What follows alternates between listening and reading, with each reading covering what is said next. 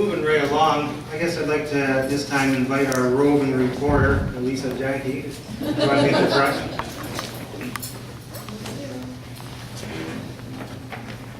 Tell us what scandals you've dredged up.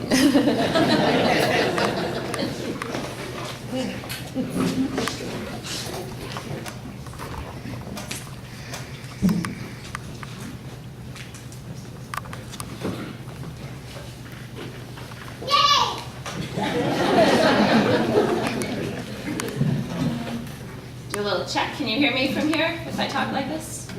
Good, because this is my microphone. Okay, I'm ready. Are you ready? I'm ready. We're on in 5, 4.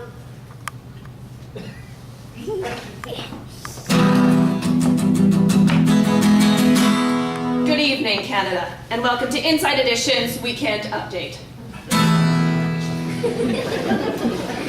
I'm Adrienne Mays, and I'm live on location at a reception full of family and friends to celebrate the career of a well-loved and respected man. I imagine that you're like me. You can't think of Lanny without reminiscing about his time in Calgary.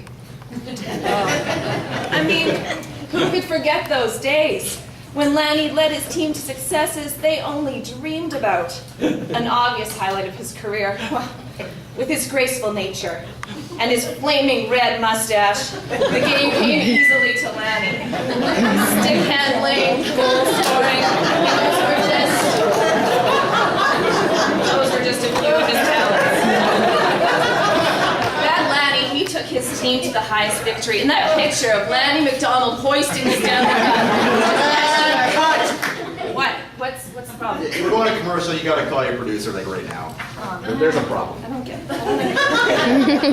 Excuse me, just a minute.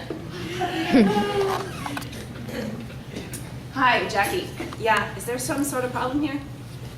Well, of course I know there's more than one Lanny in the world. Yeah, no, I just thought. Oh, gee, I'm sorry. What should I do?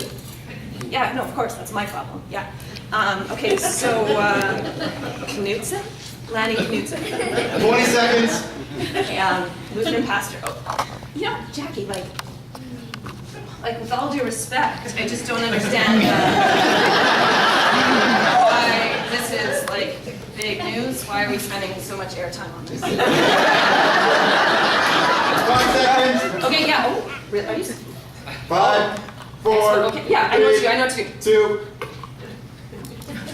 Welcome back. This is Inside Edition, expose. Lanny, a respected leader who had a successful career in Calgary in the 80s, a man who embodies grace. You would be forgiven if you thought I was talking about Lanny McDonald, and not just because I said I was a minute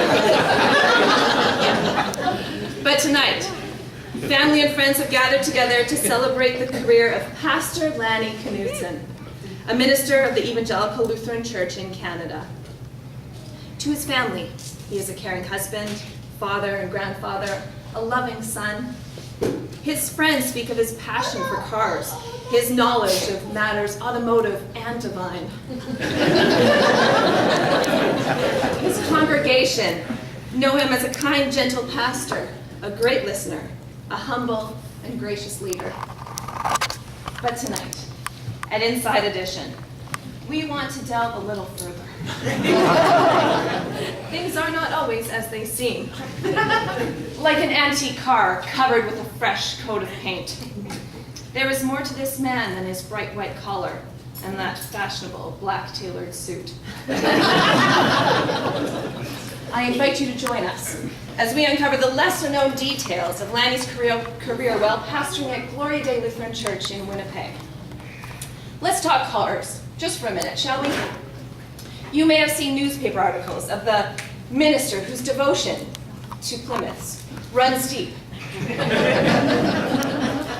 The photos accompanying these stories show a kind and cheerful man, proudly driving or perched on the hood of his rebuilt 49 Plymouth.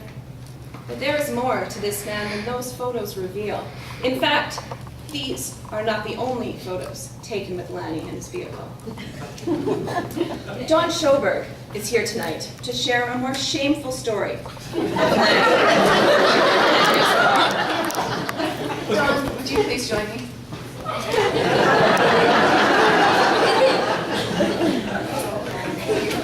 Shameful doesn't sound so good. Yes, I hear that you have a story about Lanny and his car and photos that you might be able to share. I have a story. I'm a parishioner of Gloria Dei. I listened very carefully to the sermons, and it was one of his sermons that I heard the story. Would you please go ahead and tell us that story, how it came through? The point was that there's a tendency of pastors to think that sometimes they're better than other people. People coming from the rural area thinking that they drive better than city folks. And I remember this story to illustrate the fact that we should not be too quick to judge. Pastor said that he was making a left turn when he was not to make a left turn, and the policeman stopped him. Oh. First charge, first ticket. See, something's developing here. Then as the congregation waited, we all waited, what could be the next thing? Pastor reported that he received a picture of his car. In the mail. So, are you telling us that there are photos of Lanny engaging in criminal activity with one of his beloved vehicles? That's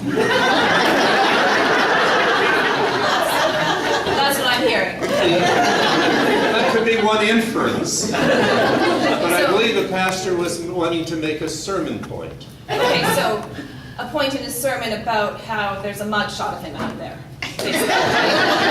Basically, it's a criminal photograph. He's in the photo, right? In the back of his head. I think you helped us out a lot here. Thank you.